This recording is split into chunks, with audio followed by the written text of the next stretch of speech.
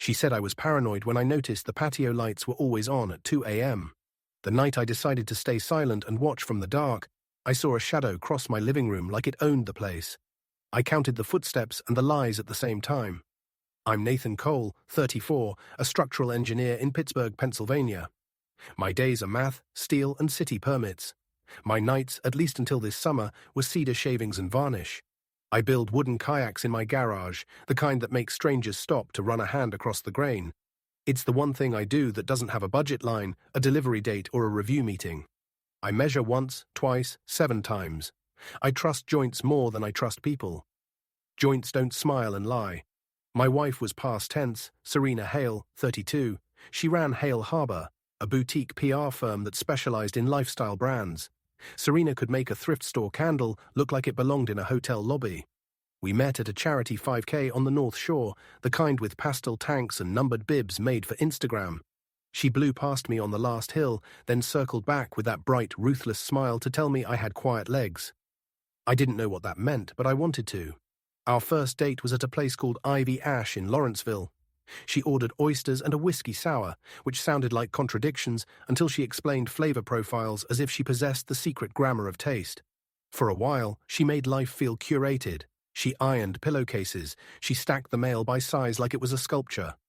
She taught me to taste coffee like wine, notes of citrus, of dark chocolate, of asphalt after rain. She could sell anything, even a Monday morning. There were red flags I folded into origami and set on the windowsill. She forgot to introduce me at events or introduced me as Nate, even though I've always been Nathan. She kept her phone face down at dinner and said it was client security. She treated loyalty like a content strategy, keywords, timing, seasonality. We shared passwords, but she had a second phone she called her travel line, with a cracked corner she said she was embarrassed about, so she never left it on the counter. 2 years into the marriage, money began to feel like oxygen necessary, invisible, only noticed when missing. My salary was steady. Serena's income came in waves that crashed and then retreated. April was a foam-crested month. July pulled the tide out. We opened a joint account at PNC for household expenses and kept separate accounts for business. We agreed to split the mortgage 60-40. I made more, so I took the larger share. The mortgage statement came on the 1st. I loved paying it on the 28th of the previous month. Serena loved paying late fees and calling them the cost of doing business. By early June, her late nights stayed out later. She said a client, Alto Candle Co., was prepping a big fall launch, and she was the skeleton crew and the face. She started smelling like unfamiliar colognes mixed with bergamot. She brushed it off the store, used a unisex scent diffuser. The patio lights began to flicker on after midnight, then stay on. I'd pad downstairs and find the slider locked, the blinds slightly open, and the kitchen counter pristine, like a showroom that no one dares touch. On June 12th, at 1:52 a.m., my phone buzzed a HomeKit alert. Motion detected. I was half asleep on my drafting plans for a rehab project on Forbes Avenue. I checked the camera and saw a blur. We keep the cameras inside because Serena swore the outside ones killed curb appeal. I enlarged the feed until pixels turned into a body. A tall figure wearing a grey hoodie and white sneakers, stepping bold as a landlord across my living room. His hand hovered over the framed wedding photo on the console table, like he was deciding which souvenir to pocket. The footage froze mid-breath. The feed hiccups sometimes when it switches from infrared, and when it came back, the figure was gone. The patio light clicked off. The memory sat in my chest like a small cold egg. It didn't hatch into anger yet, more like a conclusion I didn't want to write. I told Serena the next morning. She yawned, kissed my cheek, made a joke about raccoons staging a coup.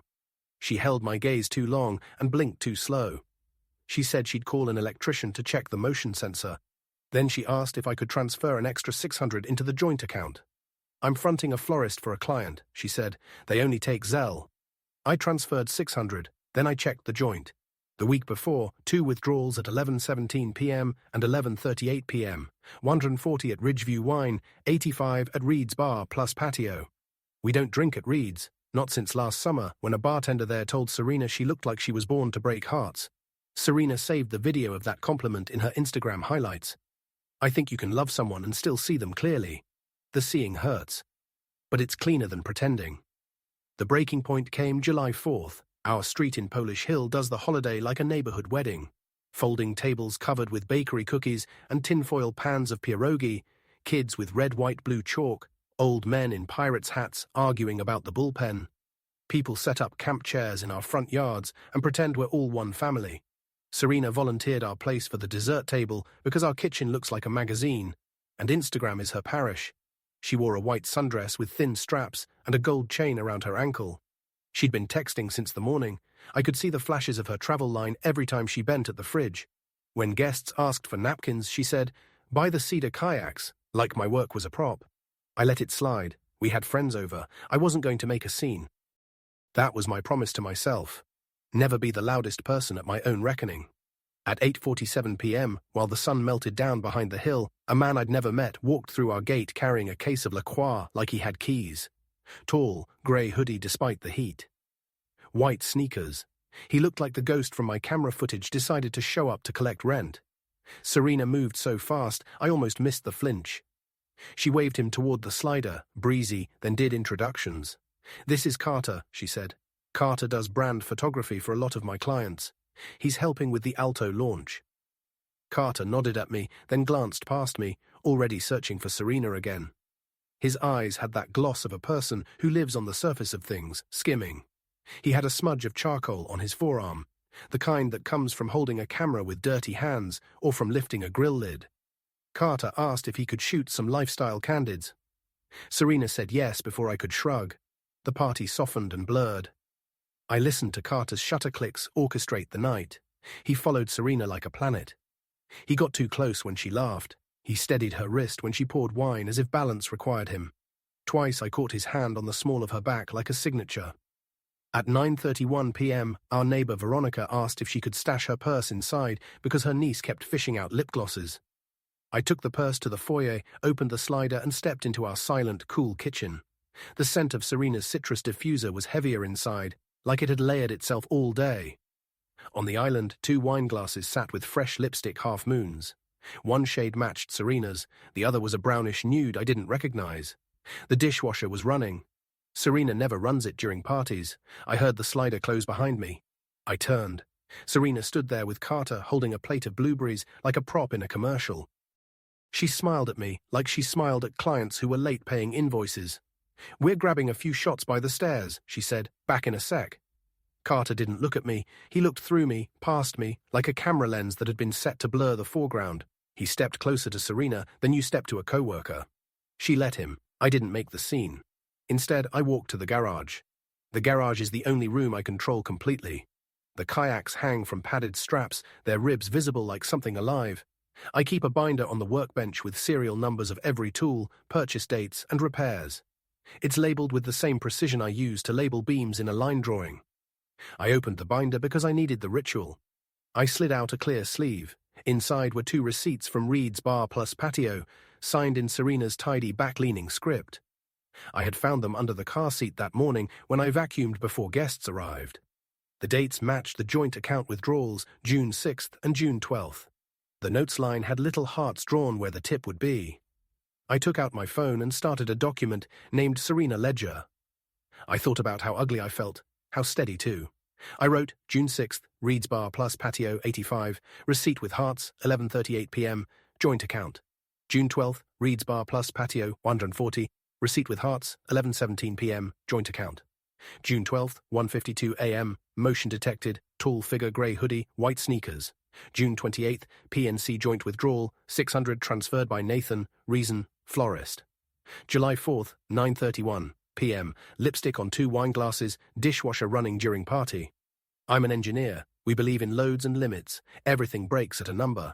I didn't know mine until 9:47 p.m. when Carter stepped outside for fresh light, and Serena followed him through the slider, her hand slipping into his back pocket like it lived there. The party roared on the lawn. Inside, the kitchen light refracted through the wine glasses. Carter kissed her. It wasn't a furtive, guilty kiss. It was a kiss from someone who believed he had the right. I didn't say a word. I took 3 steps back to the foyer, picked up Veronica's purse like I had just come inside for that, and nothing else, and returned to the yard. I handed Veronica her purse. I laughed at a dad joke about fireworks. I looked at Serena across the lawn and felt nothing. That was new. That was terrifying and clarifying. When the last plastic chair folded and the last sparkler burned, Serena cleared plates with a tension in her jaw I'd seen on days she lost a client. She didn't ask where I'd been when Carter kissed her in my kitchen. She didn't look for my eyes. She asked if I could take the trash out. I took the trash out. Then I took the marriage out back with it. On July 5th at 8:02 a.m., I called KL Gates and booked a consultation for 10:30 a.m. with an associate named Evelyn Park, who did family law with a construction law brain.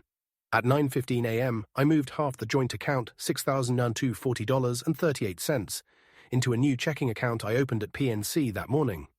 I left the other half. At 9:27 a.m., I changed the Wi-Fi password from Harbor Home to static load row 725. At 9:40 a.m., I removed Serena's travel line from the HomeKit user list. At 9:43 a.m., I took photos of every room in the house. At 9:58 a.m., I emailed myself copies of the Reed's receipts and exported a week of camera footage to an encrypted drive. At 10:12 a.m., I called a locksmith friend Miles from a rehab project. He came at 12:30, swapped the back and front deadbolts for Schlager Grade 1s, and rekeyed the garage door. I kept the old keys in a Ziploc bag, labeled with the date. At 11:05 a.m., I sat across from Attorney Park. I put the Serena ledger on the table. Evelyn listened like an engineer turned therapist. She asked for dates, sums, and risks. I gave her the mortgage balance, $278,500, the down payment, $76,000 combined, $45 from me, $31 from Serena, the equity estimate at last appraisal, $92,000, and the fact that the deed listed us as tenants by the entirety. I mentioned the second phone, the late-night charges, and the kiss on July 4th at approximately 9:47 p.m. "Do you want the house?" Evelyn asked. "Yes," I said. "Do you want the kayaks?" she asked. Deadpan. I laughed for the first time in 24 hours. "Yes," I said, "and the clamps." She drew a line on her legal pad, like a joist. "We file," she said, "no contact condition for paramours in the house, temporary financial restraining order so neither party can drain accounts or create new debts in joint names. Ask the court for exclusive use of the residence pending the outcome. We get a digital forensics person to preserve the HomeKit footage properly." I signed a retainer with a shaking but determined hand. The number stung, but I liked numbers that did something. At 1:20 p.m., I came home with a manila envelope of papers and placed it on the kitchen island, on top of the exact center seam of our marble. Serena walked in at 2:05 p.m. in a linen jumpsuit with sunglasses on her head like a crown. She saw the envelope. She read my face before she read the first line. Her mouth made an O, then a flat line. "Nathan," she said. She always used my full name when she wanted to sell me a story. "I'd like you to stay with your sister for a while," I said. Calm, even. "Attorney recommends we separate the living situation." She laughed like a cough. "You can't be serious," she said. "This is our house." "You kissed someone in our kitchen during our block party," I said. "You kissed someone in our house, Serena. You let him treat our living room like a studio. You used the joint account as a tip jar." Her eyes got wet the way an actress wets them quickly, efficiently. "It was nothing," she said. "You've been distant. You married your boats. You don't look at me like you used to." "I looked at you last night," I said. "I'm still seeing it." She put her hand on the envelope, then pushed it away like it burned.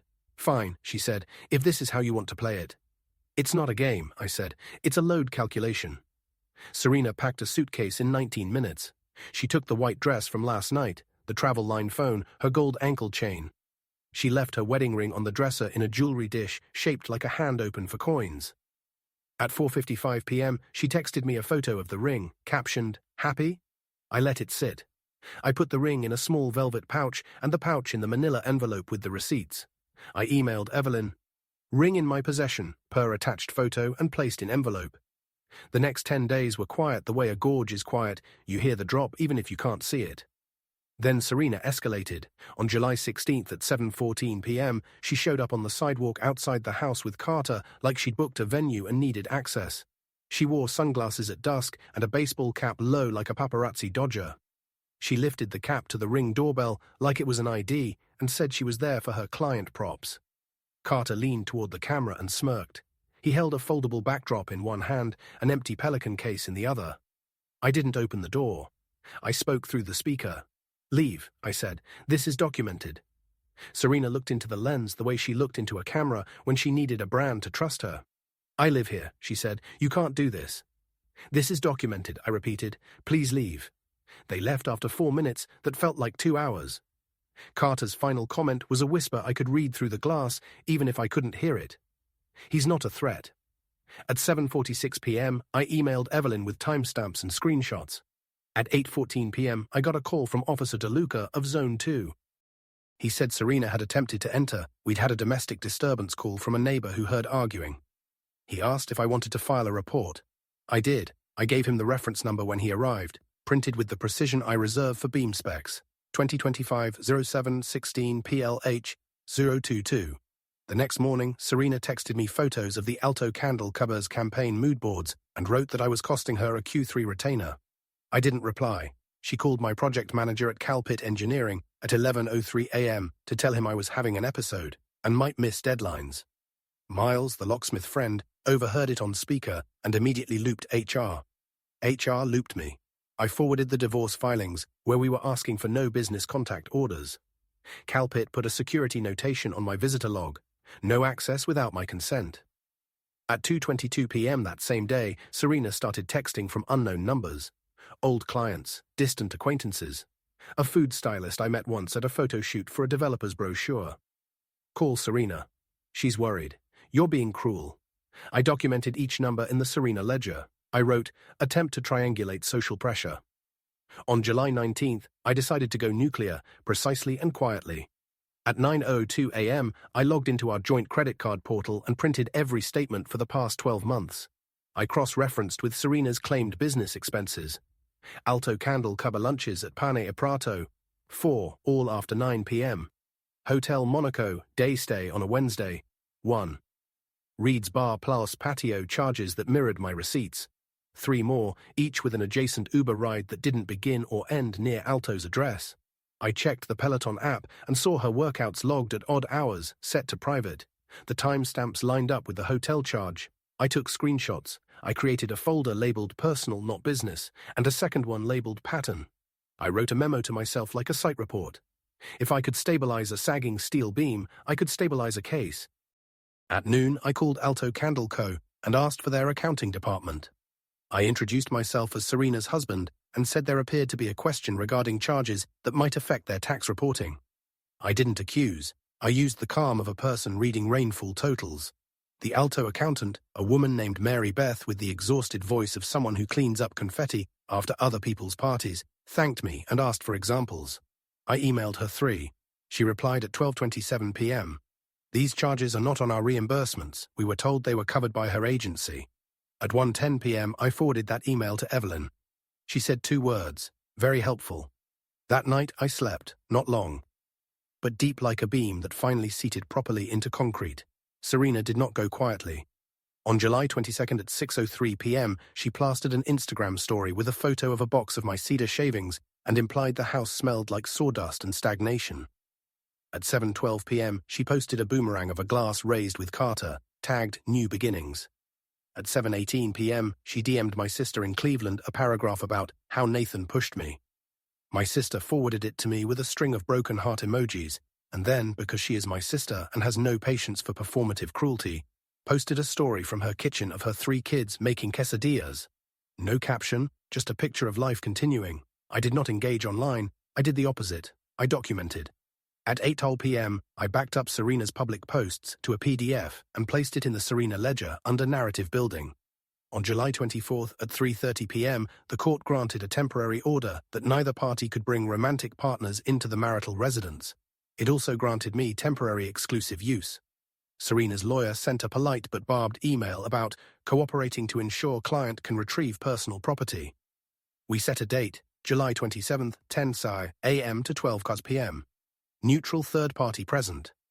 She could take clothing, personal effects, business equipment clearly used exclusively by her. I installed a camera on the foyer table with a sign, recording for inventory. At 9:58 a.m. on July 27th, Serena arrived alone. No sunglasses, no cap. She wore sneakers I didn't recognize and a t-shirt with a brand name I'd never heard of, either new or borrowed. She moved through the house touching edges like she wanted to memorize the bevels. I followed like a building inspector with a clipboard. This was never about Carter, she said finally in the hallway by the guest bathroom we never used. It was always about Carter, I said calmly. And about what you made our house into. She looked at the kayaks as if they might answer. You're making this so procedural, she said. Where's the part where we cry? I cried, I said. It doesn't help the load. She collected sweaters, shoes, a box of framed photos where we stood in other lives smiling. She left the photo from Ivy Ash, the first date with the oysters and the whiskey sour. You keep it, she said. You're the archivist. At 11:57 a.m., she stood by the door.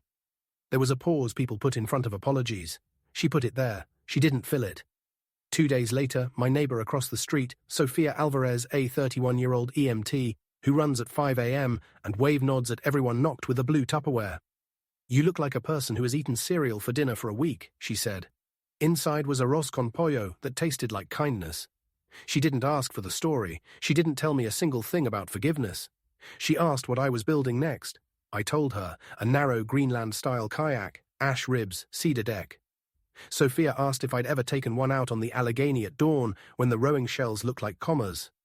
I hadn't. She said she'd bring coffee to the launch. We started talking in the late evenings on our stoop, the way neighbors do in summer when the city breathes smoke and distant music. She told me about a call once where she sat with a woman whose husband had left, and the woman was worried about the dog's schedule more than anything else. People need their small routines when big ones explode, Sophia said. Eat, walk, sleep, repeat. That's how the ground comes back. I started eating. I started walking. I slept. On August 3rd, Alto Candle Kabaji posted a press release announcing a change in agency representation. No names, just a pivot. Serena posted a black square with a caption about resilience. She tagged no one. Carter went quiet for 9 days. On August 10th, I received a certified letter from the court with a hearing date for temporary support and occupancy. I stacked it on the kitchen island with other papers that now felt like a second house I was building, made of paragraphs and signatures. On August 12th, at 6:50 a.m., as the sky turned a shade that makes even abandoned warehouses look romantic, Sophia knocked lightly. You still launching? She asked. I had strapped the new kayak to my RAV4 at 6:17 with a tension a surveyor would admire. Coffee's in a thermos, she said. It's not bergamot. We drove to the 40th Street boat launch. The river was glass with a few lines carved by early scullers. I slid the kayak in, and the water accepted it the way a socket accepts a wrench. I paddled out slow, then faster. The city moved backward and forward at the same time. My arms remembered everything. At the bridge, Sophia waved from the edge and shouted something I couldn't hear. I didn't need to. I turned, cut across a V of silver, and felt a word I hesitate to use because it's overused, but I will free. When I got home, a white envelope sat on the porch. No return address. Inside was a single photo printed on cheap glossy paper. Me and Sophia on the stoop, laughing at something dumb, sunlight on the side of my jaw. On the back, in Serena's hand, 2 words. Already moved.